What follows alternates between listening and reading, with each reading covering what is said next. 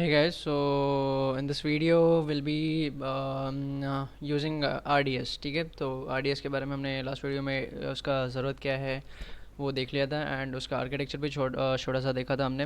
अब इस वीडियो में हम हमारा जो डेटाबेस है उस डेटाबेस को हम लोग PHP एडमिन से एक्सपोर्ट करेंगे एंड PHP एडमिन से एक्सपोर्ट करके जो हमारा लोकली कनेक्टेड PHP एडमिन है किसी भी एक सर्वर के PHP एडमिन से हम वो डेटाबेस एक्सपोर्ट कर लेंगे एंड एक्सपोर्ट करके हम हमारे RDS के अंदर में उसको ऐड करेंगे। तो सबसे पहले हम RDS के अंदर जाते हैं। तो RDS के अंदर जाने के लिए आप यहाँ पर RDS टाइप कर लो।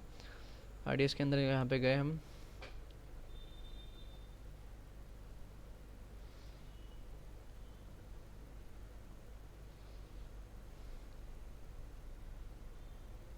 RDS के अंदर जाने के बाद यहाँ पर हमारा DB इंस्टेंसेस करके रहेगा। आपके केस में कुछ इस तरीके से DB इंस्टेंस आपके केस में नहीं रहेगा, आई गेस आपके केस में इस तरीके से रहेगा। ये वाला पार्ट आपको विजिबल रहेगा। Amazon RDS makes it easy to set up operate and scale relational database in the cloud. Create database पे क्लिक करना है। क्रिएट डेटाबेस पे क्लिक करने के बाद इस तरीके से आपको रहेगा स्टैंडर्ड क्रिएट या फिर easy create. L B selecting standard create only, नहीं इजी क्रिएट सेलेक्ट कर लेते, कोई इशू नहीं है। कुछ कम ऑप्शंस आपको सेलेक्ट करने पड़ेंगे। हमारा अब यहाँ पे आपको पूछा जाएगा कि आपका कौन से टाइप का डेटाबेस आपका है, कौन सा टाइप का डेटाबेस आपको बनाना है। तो हमारा जो डेटाबेस है वो माइस्क्वेल डेटाबेस है। अगर आपका इसमें से कुछ कोई और टाइप रहेगा तो you have to select that particular type. ठीक है, फिर उसके बाद आप इसका साइज़ क्या रखना चाहते हो। DB जैसे RDS क्या है, जैसे मैंने आपको लास्ट वीडियो में बताया था कि एक डेटाबेस के लिए एक इंस्टेंस है। जैसे EC2 इंस्टेंस है वो हमारे प्रोजेक्ट फाइल्स एंड ऑल सब के लिए है, वैसे ही हमारा डेटाबेस के लिए भी एक इंस्टेंस है जिसको हम लोग RDS बोलते हैं। और ये जो डेटाबेस का इंस्टेंस है, इस इंस्टेंस का भी साइज़ होता है। वो इंस्टेंस का साइज़ आपको यहाँ पर पूछा गया है। ठीक है, तो हर एक एक इंस्टेंस बनाया जाता है। एक इंस्टेंस के अंदर में आप मल्टीपल डेटाबेसेस डाल सकते हो, that's not an issue, but आपको इंस्टेंस पहले बनाना पड़ता है। तो अभी हम इंस्टेंस ही बना रहे हैं। ठीक है, तो यहाँ पर इंस्टेंस का साइज़ आपसे पूछा गया है। साइज़ के लिए आपको यहाँ पे ऑप्शन दिया गया है। अगर आप ये जो इंस्टेंस है इसको प्रोडक्शन के लिए यूज़ करने वाले हो तो आप ये वाला साइज़ ले लो। इसके अंदर में ये सारे फीचर्स है इस पर्टिकुलर इंस्टेंस के। DB R6G X large, X as N extra होगा आई एस। तो एक्स्ट्रा लार्ज टाइप का प्रोडक्शन है, ये आप ले सकते हो। इसके अंदर 4 वर्चुअल CPUs है, 32 GB रैम है, 500 GB का हार्ड डिस्क है, 1.146 USD पर डॉलर इसका चार्ज है। ठीक है, आप ये वाला लेना चाहो आप ये वाला ले सकते हो, आप ये वाला लेना चाहो आप ये वाला भी ले सकते हो। ठीक है, ये डेवलपमेंट या टेस्टिंग के लिए, ये फ्री टियर के लिए। आप अगर आप में से बहुत से लोग अगर फ्री टियर यूज़ कर रहे होंगे तो आपको ये वाला ही ऑप्शन सेलेक्ट करना है।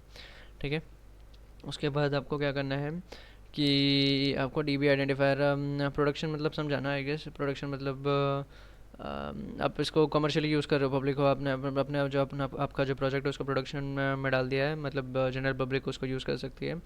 तो आपको ये वाला सेलेक्ट करना है। ठीक है, ऐसा ज़रूरी नहीं है, आप ये वाला भी सेलेक्ट करके प्रोडक्शन में यूज़ कर सकते हो, बट उनका रिकमेंडेशन है बेसिकली। ठीक है, डेव टेस्ट मतलब कि आप अभी डेवलपमेंट कर रहे हो अपने प्रोजेक्ट का या टेस्टिंग कर रहे हो तो उसके लिए आप ये वाला यूज़ कर सकते हो। फिलहाल तो मैं फ्री टियर यूज़ करूँगा। DB इंस्टेंस का आइडेंटिफायर का नाम यहाँ पर आपको शायद से डेटाबेस 1 दिखा रहा होगा, मुझे 2 दिखा रहा है बिकॉज मेरा ऑलरेडी एक एक्सिस्टिंग डेटाबेस है वहाँ पर। फिर उसके बाद यहाँ पर आपसे एडमिन का मास्टर एडमिन पूछा है, मास्टर यूज़र नेम पूछा गया है। तो try login ID, type login ID for the master user of your DB instance. तो मैं यहाँ पर जो है एडमिन के बदले मैं यहाँ पर रूट लिख देता हूँ।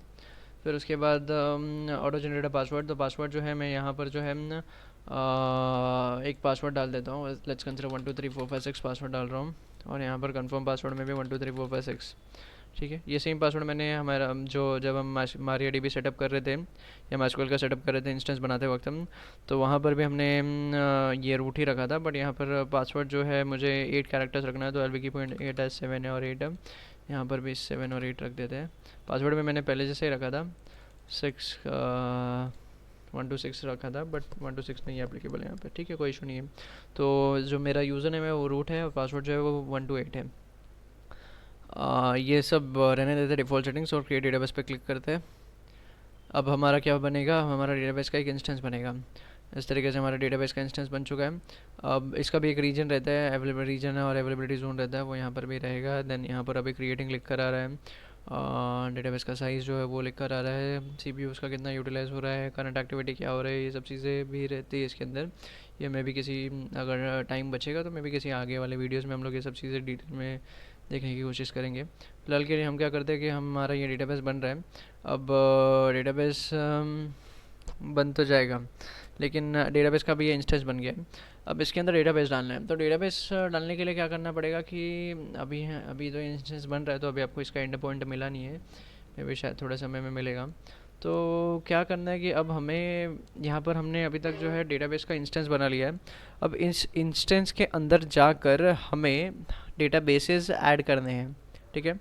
तो डेटाबेसेस ऐड हम कैसे करेंगे? तो डेटाबेसेस ऐड करने के लिए आपके पास कुछ ऑप्शंस है। आप PHP में एडमिन का यूज़ कर सकते हो डेटाबेस ऐड करने के लिए। आप माइस्क्वेल वर्क बेंच का भी यूज़ कर सकते हो डेटाबेस ऐड करने के लिए।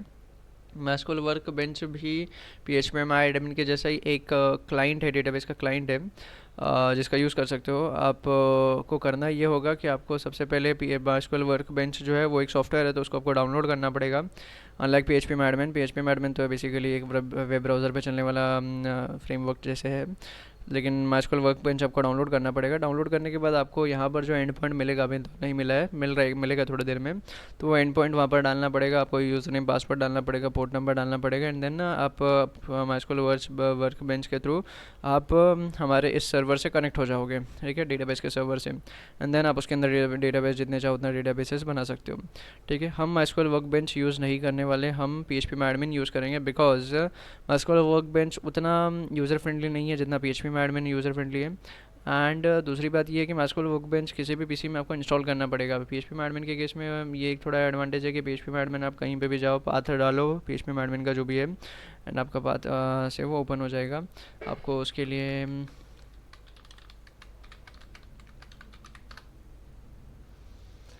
अलग से कुछ मतलब कहीं पे कुछ सेटअप एंड ऑल करने की ज़रूरत नहीं है। आई गेस मेरे डोमेन नेम का कुछ प्रॉब्लम चल रहा है, ठीक है, कोई इशू नहीं है। मैं डायरेक्टली मेरा IP एड्रेस डाल देता हूँ यहाँ पर, इसको डुप्लिकेट कर लेता हूँ।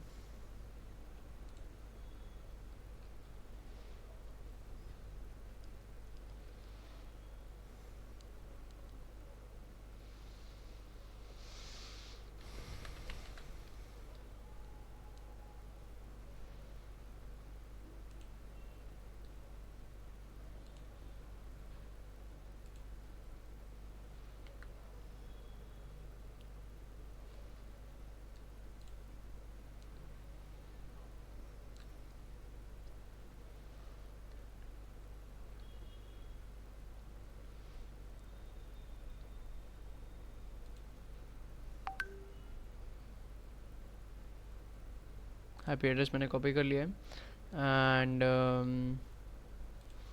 यहाँ पर डायरेक्टली मैं IP एड्रेस डाल देता हूँ। और ये मेरा PHP में एडमिन का डेटाबेस है। कौन सा PHP में ये PHP में एडमिन कौन से सर्वर का है? ये हमारे टेम्प सर्वर का PHP में एडमिन है, ठीक है। और अभी तो फ़िलहाल मैं यहाँ पे रूट और मेरा जो पासवर्ड जो मैंने सेट किया था 1 2 3 4 5 6 आजकल MariaDB सेटअप करते वक्त, वो वाला ही मैंने पासवर्ड यहाँ पे डाला है। और ये हमारा टेस्ट DB है। इस टेस्ट DB को हम क्या करेंगे कि हम इस टेस्ट DB का एक्सपोर्ट कर लेंगे, ठीक है। टेस्ट DB के अंदर मैं फ़िलहाल एक ही डेटाबेस टेबल है जिसका नाम डेटा है, मैं इसको एक्सपोर्ट कर लूँगा। आपको आई होप लास्ट वीडियो का जो भी था वो याद रहा होगा। आशीष को प्रॉब्लम हो रहा था, बिकॉज आशीष रजिस्टर कर पा रहा, कहीं किसी और इंस्टेंस पे जाके रजिस्टर कर रहा था, उसका जो भी फाइल्स वगैरह वो किसी और इंस्टेंस पे सेव हो रहा था, किसी और इंस्टेंस के PHP में एडमिन में। और जब वो लॉगिन करने जा रहा था तो किसी और इंस्टेंस के PHP में एडमिन में चेक कर रहा था कि मेरा रजिस्ट्रेशन हुआ या नहीं हुआ है, ठीक है। तो ये सब चीज़ें थी।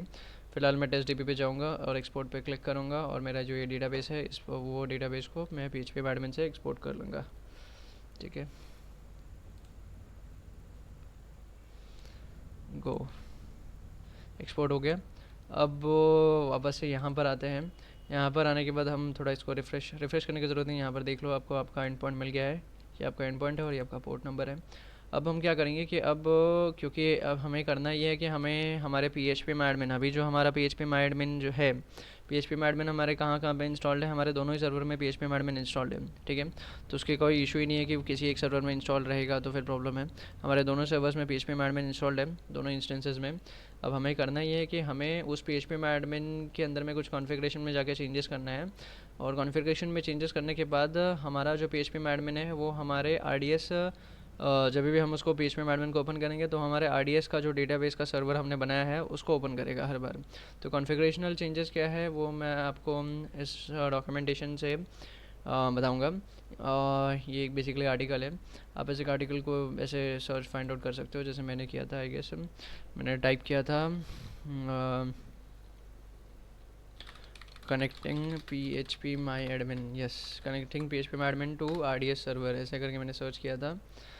टू का स्पेलिंग प्रॉपर डाल देना है, to R D S server, ऐसे मैंने सर्च किया था। एंड देन मुझे ये वाला आर्टिकल था to-the-new.com। आई गेस इसके ऊपर के भी आर्टिकल्स या नीचे के भी आर्टिकल्स आप कॉपी कर सकते हो, बिकॉज सारे आर्टिकल्स में एक ही टाइप का सॉल्यूशन है।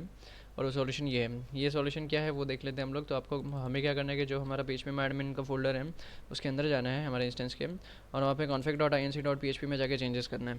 ठीक है, तो चलो देखते हैं। हमारा जो टेम्प वाला इंस्टेंस यहाँ पे कनेक्टेड है, ये हमारा PHP में एडमिन का फोल्डर है।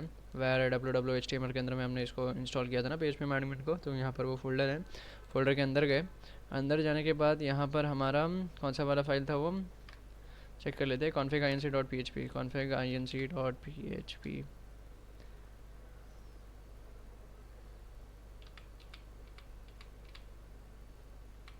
ये वाला फाइल है। ठीक है, config-sample.inc.php, ये शायद से लेटेस्ट PHP एडमिन में यही फाइल्स मिलता है। अब इसके हमें करना क्या है कि इसमें हमें इसको पहले तो रीनेम करना है config.inc.php में। ठीक है, ये वहाँ पर नहीं लिखा हुआ है, but that's what you have to do. तो इसको मैं रीनेम कर लेता हूँ config.inc.php। ठीक है, एंटर कर लिया मैंने, रीनेम कर दिया। रीनेम करने के बाद मुझे क्या करना है कि यहाँ पर /etc/php में एडमिन लिखा है, बट ऐसा नहीं रहेगा। /etc में आपको PHP में एडमिन नहीं मिलेगा। आपको PHP में एडमिन जहाँ पर आपने इंस्टॉल किया है PHP में एडमिन को, वहाँ पर ही उसका फोल्डर मिलेगा, और वहाँ पर ही जाके आपको ये चेंजेस करने हैं। ठीक है, फिर उसके बाद यहाँ पर ये फाइल को ओपन करना है config.inc.php को, और ये वाला पार्ट सर्च करना है। ठीक है, तो let me just open this particular file, right click, you edit, open कर ली मैंने फ़ाइल। अब इसके अंदर जो है मुझे सर्च करना है। क्या सर्च करना है मुझे? ये वाला पार्ट सर्च करना है, CFG सर्वर्स। ये बेसिकली ये वेरिएबल एक है जिसको सर्च करना है। तो इसके आगे का पार्ट हम लोग नेक्स्ट वीडियो में कंटिन्यू करेंगे। सो मेक श्योर कि आप नेक्स्ट वीडियो देख रहे हो। एंड ये वाला वीडियो अगर अभी तक अच्छा लगा रहेगा, आई नो अभी तक तो अपना काम हुआ नहीं है, तो may be you won't be liking it that much. Next video में आपका काम हो जाएगा, तो फिर आप उसको लाइक कर देना। तो इट्स नॉट कंपल्सन, आप लाइक करो नहीं करो दैट्स ओके, लेकिन चैनल को सब्सक्राइब ज़रूर कर लेना, सो दैट ये won't be missing any updates. And मुझे भी थोड़े सब्सक्राइबर्स मिल जाएंगे। ठीक है, since it's my new channel, तो I am in need of subscribers, so please take care of that and see you in the next video.